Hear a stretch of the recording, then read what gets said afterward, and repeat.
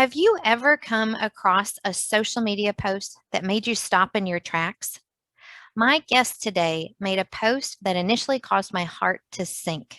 It made me upset for her, and I reached out to her to hear her story. Now, before I introduce my guest today, let me describe this post for you. There's a picture of the author in a green sweater smiling at the camera, and then there's a quotation. She likely won't graduate college.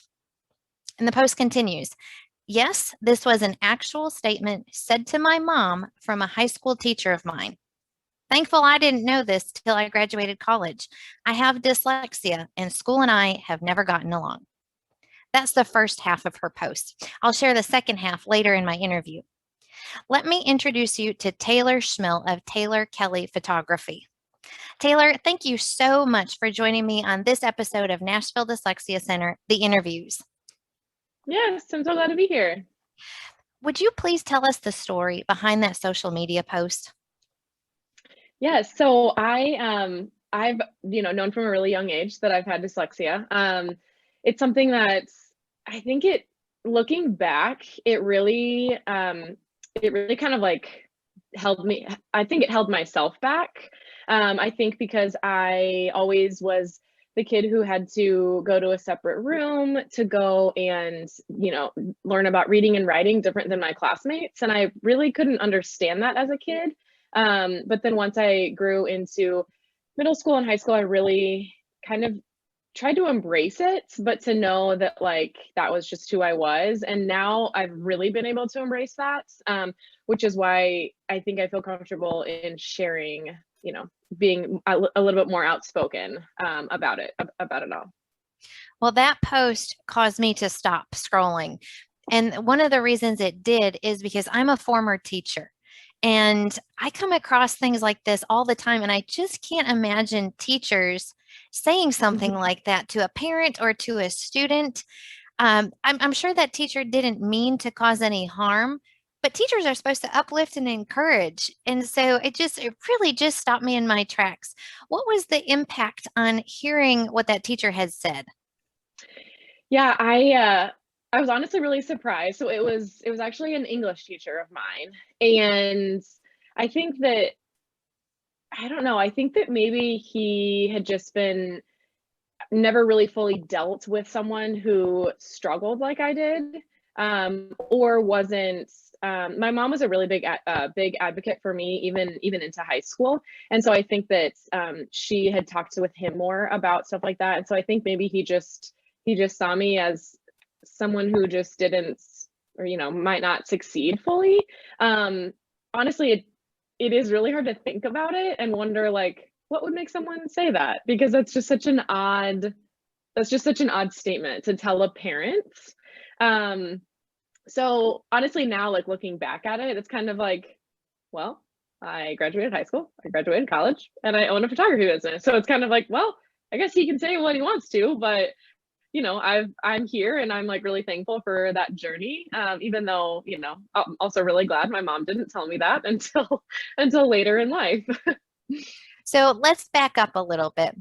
Let's talk about your early years as a student. What was school like for you? Yeah, so in elementary school, like I'd said, I wasn't fully understanding it. I just thought that I was, going to a special room to learn how to honestly like spell and learn like what letters sound like and stuff like that, because it was hard for me to fully grasp things like my classmates. Um, what I think was harder was in middle school, in high school. I think kids start to learn that you're leaving the classroom. And as the kid leaving the classroom, it was really hard because I thought in my head, oh, well, all of these kids know that, you know, uh, as a kid, I thought all of these kids know that like I'm dumb or I'm stupid or I can't function like they do in the classroom in the sense of reading and writing and all of that. So it definitely was really hard. I learned to embrace it more in high school because I would go to the learning center, and there was from middle school and into high school, I had the same kind of learning center friends, and it actually became something fun for us to like leave the class together, and we would go up to Mr. Bender's room, and it was just something really fun for us to do, but we knew that going into that room was a safe room to ask the questions we might not ask in school, because I never liked to raise my hands because I thought that I was going to say the wrong answer. And so I just didn't say anything, but that was a really safe room for me and those friends. I think you just said something really important.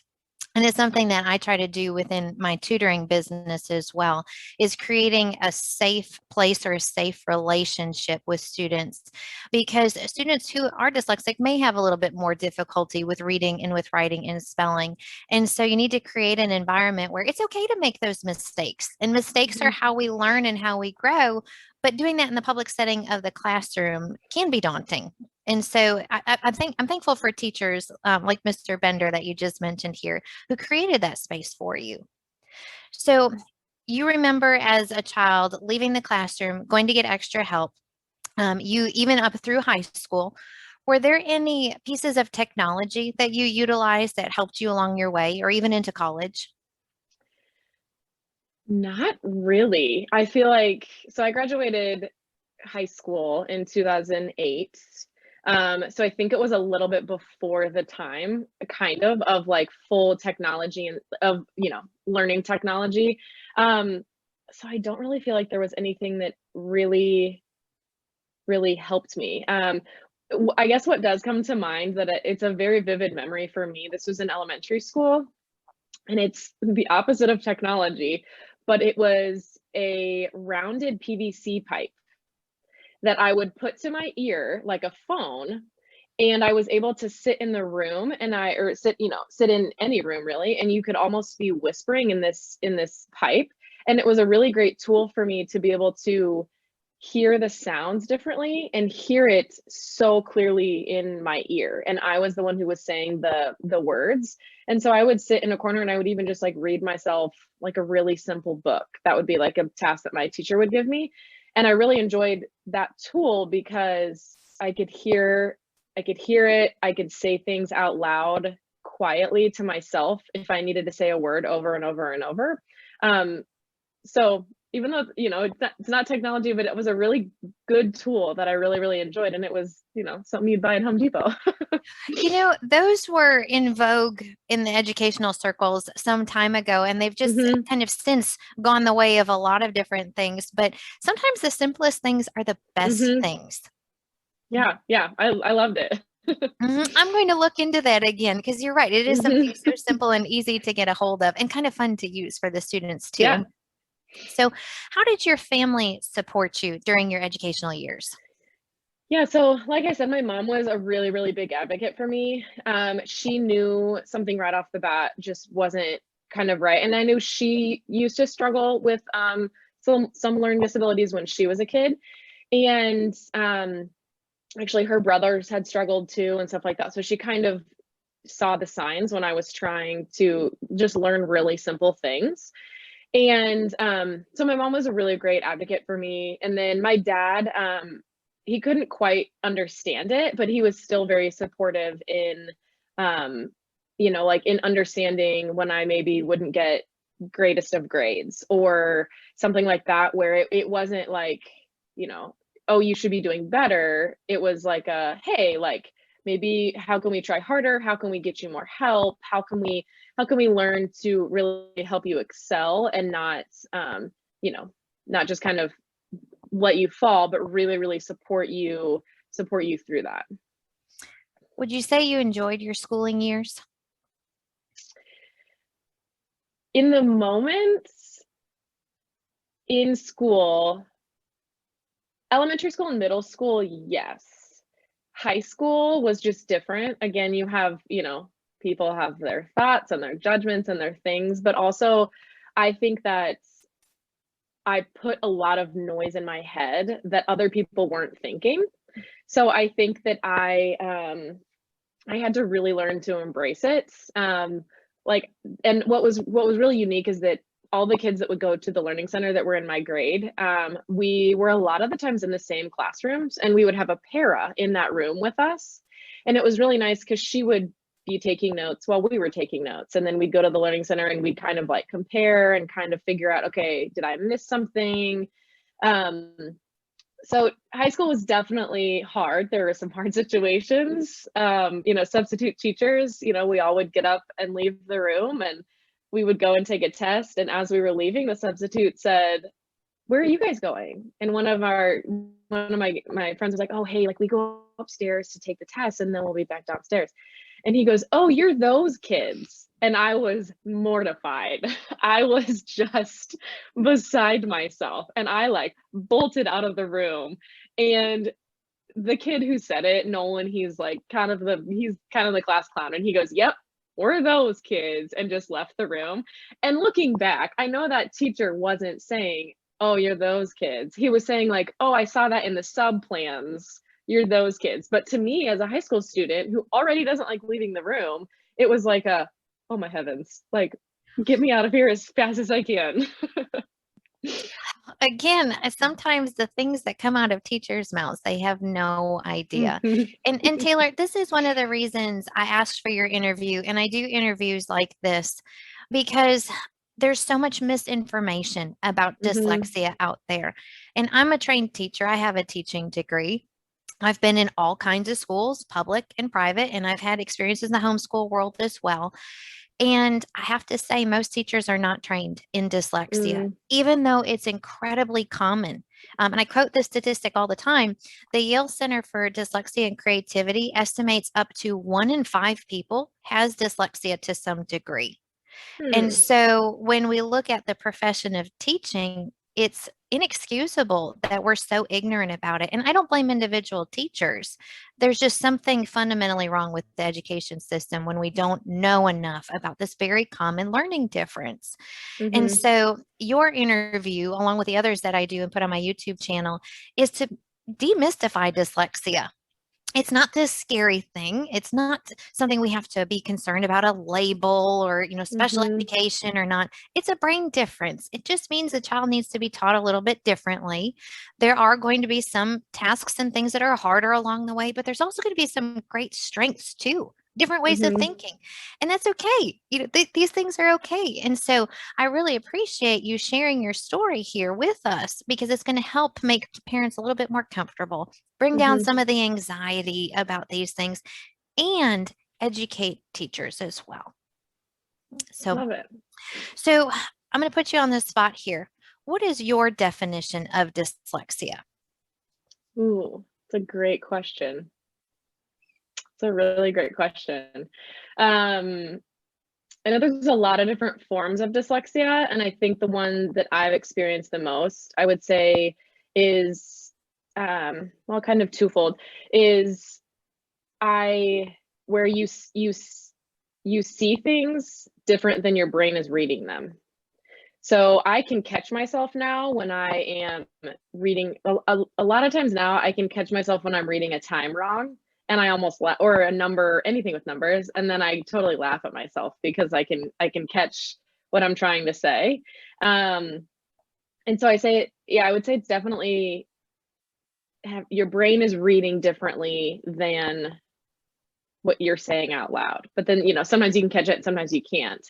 But then I feel like sometimes it's where my brain is thinking so fast that I can't say it out as fast as my brain is thinking it.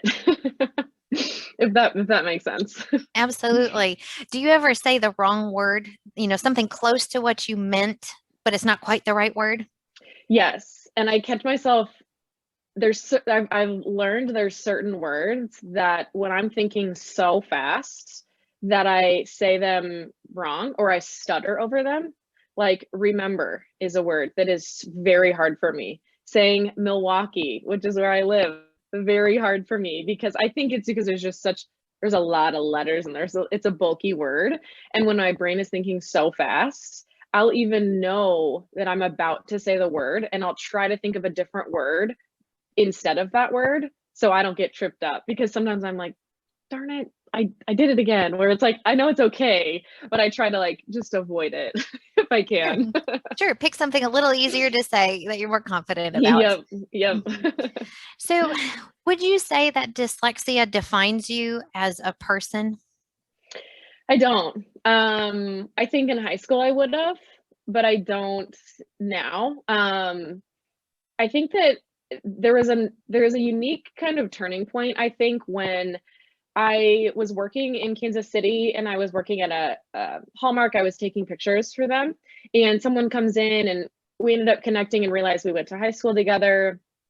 And she left and came back and she was like, "Who did you hang out with in high school?" And I kind of named some friends, and she goes, "Oh, you were one of the smart kids."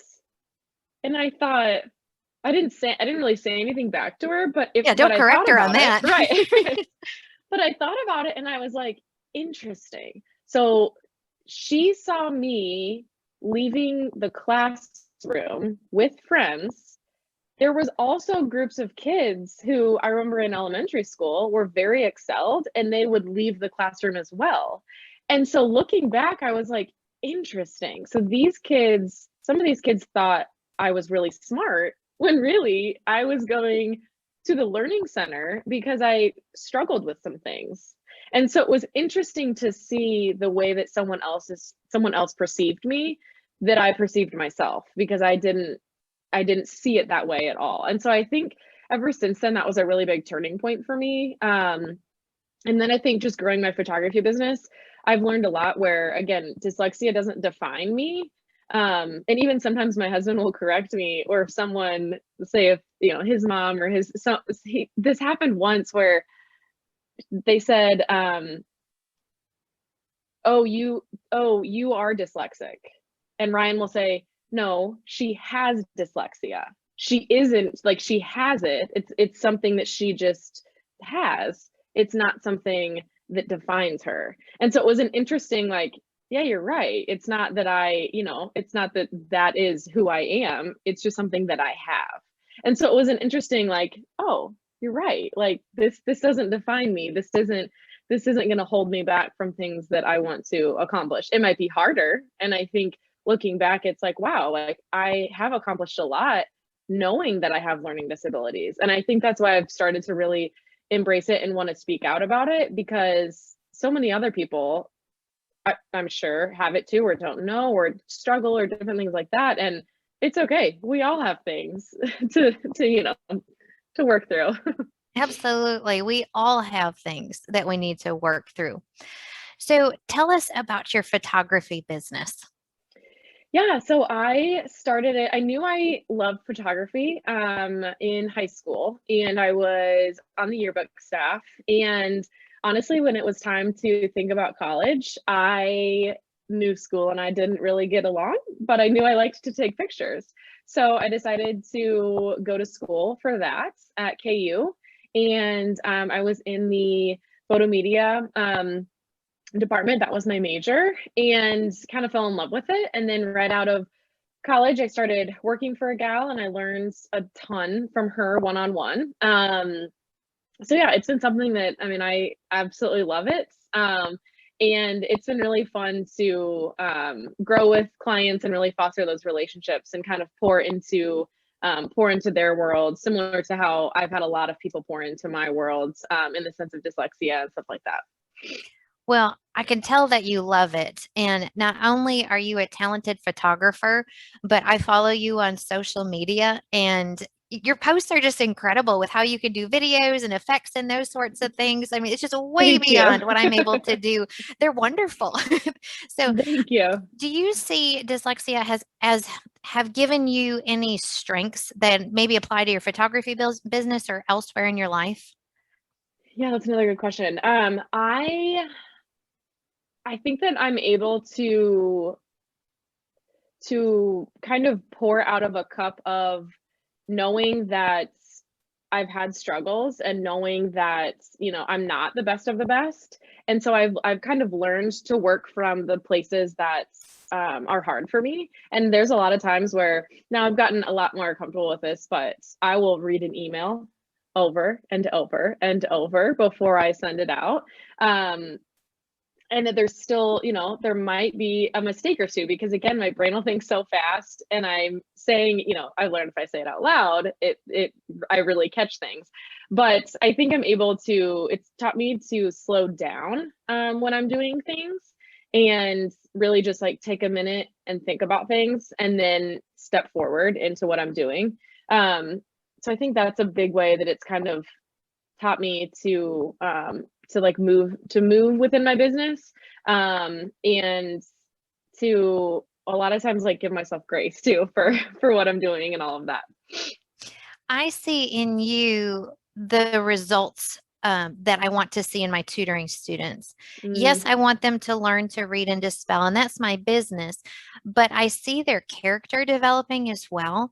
And these kids, they go to tutoring twice a week, just about every week. And so while their friends might be outside playing, or while their friends might be on a baseball team, they're giving that time and attention to tutoring and learning to read and spell, which is hard. And mhm, so they are developing grit and perseverance mhm, and determination to do things when they're hard. And I see them growing year by year into that maturity. And so when I look at people who are adults with dyslexia, I see that. And I see that in you too, where you're just going to get it done. It might be hard. You might need to take a little bit extra time, but you're going to get it done. And, it's mhm, going to be a good thing. And so I think those are wonderful qualities that are a byproduct of maybe the years of frustration and struggle that you go through. mhm, But in the end, like that's a wonderful thing, a wonderful character quality to have. mhm. And I actually did a almost like a tutoring, I think it was once a week or maybe twice a week, the summer before college.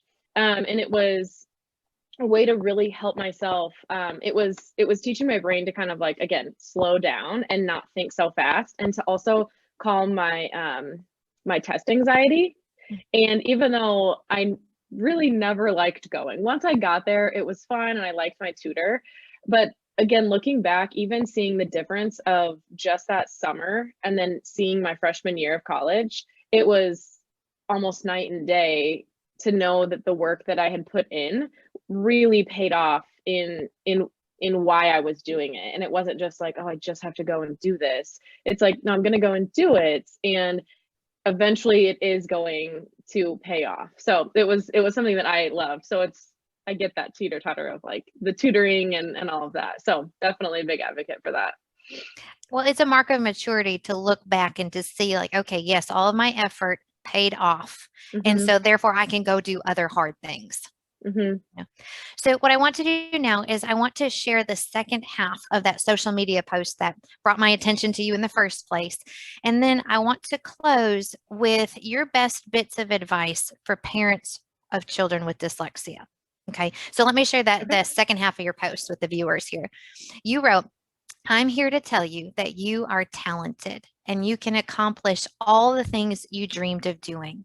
Don't let that one person or all the fears in your head tell you otherwise. You are stronger than you think. And with a little passion and determination, you can accomplish anything you put your mind to. Now go crush those dreams because it's never too late to start. Mm, Well said, Taylor. thank you.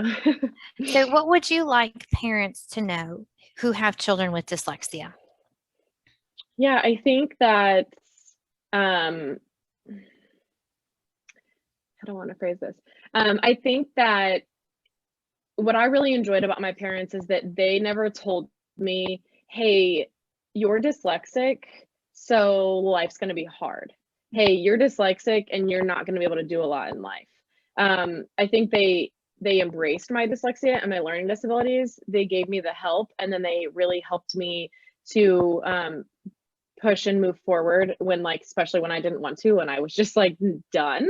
Um, and so I think that looking back and seeing kind of how my parents kind of helped me move along, I think it's also to remember, just because they're struggling right now doesn't mean they're going to struggle the rest of their life. And a lot of times, people will say like, hey, she's not going to graduate college. She, isn't going to be able to do this, isn't going to be able to do this. And it's like, well, they don't know the determination that your kid might have. They don't know, all of the stuff that is going to help them. There's a lot of stuff out there to be able to help them and grow. And so I think it's that to not worry that your kid won't succeed in life, because I mean, there are times when I didn't want to do anything. I was just so done. And then I just continued to fight and push and push and push and push because I knew that I wanted something, even though I knew it was going to be hard. I knew that I wanted it. And so, yeah, so I would say it's that not to let that fear of my kid's never going to become something because they're struggling with this. And a lot of times I think if the parent has never struggled with a learning disability, then they're going to think, oh my gosh, you know, it's going to be really hard to move forward. But that's often really, really far from the case. They learn the way that they're going to learn, and then they're going to move forward within that. Where can our viewers find you and learn more about you? Yeah, so on social media, I'm at Taylor Chmill, and it's Chmill. And on my website, taylorkellyphotography.com, both of those places. Thank you. Well, I really appreciate you sharing your story with us, Taylor. I know it's going to go far and wide and encourage families and students with dyslexia. Your story is important, so I wanted to say thank you. Thank you so much. Thanks for having me on. You're welcome.